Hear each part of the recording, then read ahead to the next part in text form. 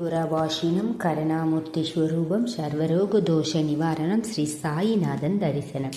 ஓம் சாய்ராம். என் அன்பு குழந்தைகளே, நீங்கள் உங்களை நம்புபவர்கள் உங்களுக்கு நல்லதுதான் செய்கிறார்கள் என்றுதான் நினைக்கிறீர்கள். ஆனால் மாறாக அவர்கள் உங்களுக்கு நல்லது செய்யாமல் உங்களுக்கு மன கஷ்டத்தையும் வலியையும் மட்டுமே ஏற்படுத்துகிறார்கள். அதனால் நீங்கள் மிகுந்த கவலையுடன் இருக்கிறீர்கள். உங்கள் கவலையில் எழுந்து வெளியே வாருங்கள். அவர்களின் உண்மையான குணத்தை நீங்கள் அறிந்து கொண்டீர்கள் இல்லையா? இதிலிருந்து நான் எப்படி வெளியே வருவது என்றுதானே கேட்கிறீர்கள். நீங்கள் என்னிடம் அதைதான் மாறி மாறி கேட்டுக்கொண்டு இருக்கிறீர்கள். இது உங்கள் கேள்வி என்றால் நான் அதற்கு பதிலளிப்பேன். கவலைப்படாதே. அவற்றை எப்படி எதிர்கொள்வது என்று நான் உனக்கு சொல்கிறேன். சாய் சொல்வதை கவனமாக கேளுங்கள்.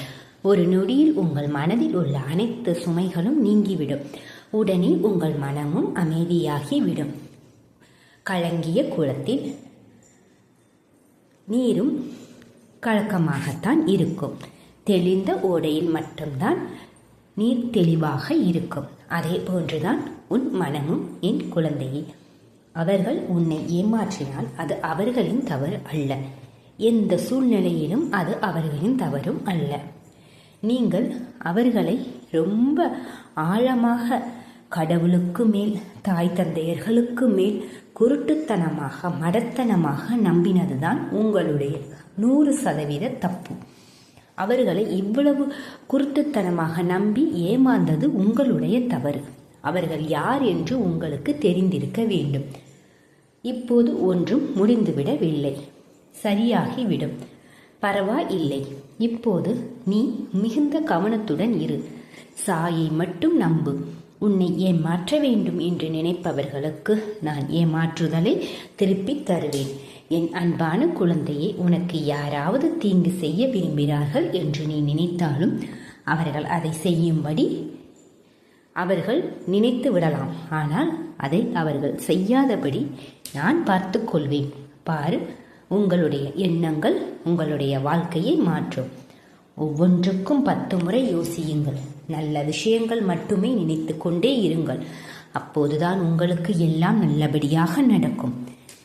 நீங்கள் அன்புடன் வரவேற்றால் அந்நியர்கள் கூட உங்கள் நண்பர்களாக மாறுவார்கள். குழந்தையே, மறுபுறம் உங்கள் வார்த்தைகள் கொஞ்சம் கடுமையாக இருந்தால் உங்கள் சொந்த உறவுகள் கூட அந்நியர்களாகி விடுவார்கள். அதனால்தான் நான் எல்லோரையும் நேசிக்கிறேன். குழந்தைகளே, என்ன சொல்லணும்? ஒரே ஒரு வார்த்தை தான் குழந்தையே. அப்படித்தான், எல்லோரையும் குருட்டுத்தனமாக நம்பாதே. நீ என்ன சொன்னாலும் எல்லோரும் சொல்வதையும் கேட்டுக்கொள்ளாதே. உனக்கு எது நல்லது என்பது உன்னுடைய சொந்த முடிவை எடுக்க வேண்டும். குழந்தையே, நான் உனக்கு ஒரு கதையை சொல்கிறேன். ஒரு தவளை ஒரு தாமரை மலையை சுற்றி வருகிறது. ஆனால் எங்கிருந்தோ வந்த கொடியால் மட்டுமே அதை அனுபவிக்க முடியும். அதுபோலவே நீ எங்கே இருக்கிறாய், நீ என்ன செய்கிறாய் என்பதுதான் முக்கியம். எவ்வளவு எண்ணங்கள் உன் மனதில் ஓடிக்கொண்டே இருந்தாலும் எவ்வளவு காலம் கொடி தாமரை மலரை தாங்கும். அதுவரை மலர் கொடிக்குதான் சொந்தமானது. அதுபோல் சிரமங்களை எதிர்கொள்ளும் தைரியமும் துன்பங்களை தாங்கும் பொறுமையும் உங்களிடம் இருந்தால் வெற்றி உங்களுடையதாக இருக்கும். உங்கள் அப்பா சொன்னது போல உங்களுக்கு புரிகிறதா? ஒரு தாய் அறியாமல் தவறு செய்தால் அது அப்பாவித்தனம். அவளுக்கு தெரிந்திருந்தாலும் அவள் அதே தவறை மீண்டும் மீண்டும் செய்கிறாள். அவர்கள் முட்டாள்கள். தவறுகளை செய்து திருத்துபவர்கள் மட்டுமே உண்மையான வெற்றியை அடைய முடியும்.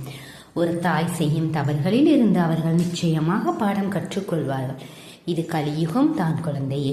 தாயின் தேவைக்கான காலம். யாரையும் எதிர்க்காமல் மற்றவர்களிடம் பேசும்போது நீங்கள் மிகவும் நல்ல மனிதர்களாக மாறுவீர்கள். இல்லையெனில் நீங்கள் அவர்களை எதிர்கொண்டு விருப்பப்படி வாழ்ந்தால் அது நேர்மறையாக இருந்தாலும் கூட அந்த நொடியே நீங்கள் ஒரு கெட்ட நபர்களாக மாறிவிடுகிறீர்கள். உங்களுக்குள் ஒரு கடலளவு அன்பு இருந்தாலும் ஒரு துளி சந்தேகம் இருந்தாலும் அந்த பிணைப்பு தொலைந்து போகும். எனவே குழந்தையே, உங்கள் வாழ்க்கையில் ஒருபோதும் சந்தேகத்திற்கு இடம் கொடுக்காதீர்கள். சில அறிமுகமானவர்கள் பனைமரத்தில் நீர்த்துளிகள் போல விழுவார்கள். சிலர் உங்கள் இதயத்தில் ஒரு பூவை போல பூக்கிறார்கள். எவ்வளவு பணம் இருந்தாலும் உன்னை பற்றி அக்கறை உள்ளவங்கள் இல்லை என்றால் வாழ்க்கைக்கு அர்த்தம் இல்லை என்று சொல்வது உண்மைதான் இல்லையா குழந்தையே? இப்போது கவனமாக இரு என் குழந்தையே. யார் உன்னுடையவர்கள், யார் அந்நியர்கள் என்பதை உண்மையிலேயே புரிந்து கொள். இனிமையாக பேசும் அனைவரும் உங்களுடையவர்கள். அவர்களால் ஒத்துப்போக முடியாது. மேலும் கடுமையாக பேசுபவர்கள் அனைவர்களும் கெட்டவர்கள் அல்ல என்பதையும் புரிந்து கொள்ளுங்கள். வாழ்க்கை பாதையில் கற்களும் முட்களும் உள்ளன. நீங்கள் அவர்களுக்கு பயந்தால் உங்கள் வாழ்க்கை அங்கேயே நின்றுவிடும். தைரியமாக முன்னேறுங்கள். வாழ்க்கை உங்களுடையதாக இருக்கும். இந்த சிறிய தூரம் வெறும் கற்களும் முட்களும் தான். மீதமுள்ள தூரம் பாம்பு போல இருக்கும். நீங்கள் சிக்கிக் கொள்ளாமல் அடியெடுத்து வைக்கலாம். இந்த கொஞ்ச நாள் பொறுமையாக இருங்கள். மற்றொரு சிரமங்களை சந்தித்து வருகிறது. மிக விரைவில் ஒரு அற்புதமான வாழ்க்கை உங்களுக்கு முன்னால் இருக்கும்.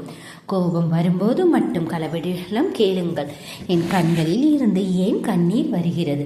அது வரவிடாதே. என் வாயிலிருந்து எந்த வார்த்தைகளும் அபசகுனமாகவும் வரவிடாதே. ஏனென்றால் கோபம் கண்ணீரின் வடிவத்தில் வெளிப்படலாம்.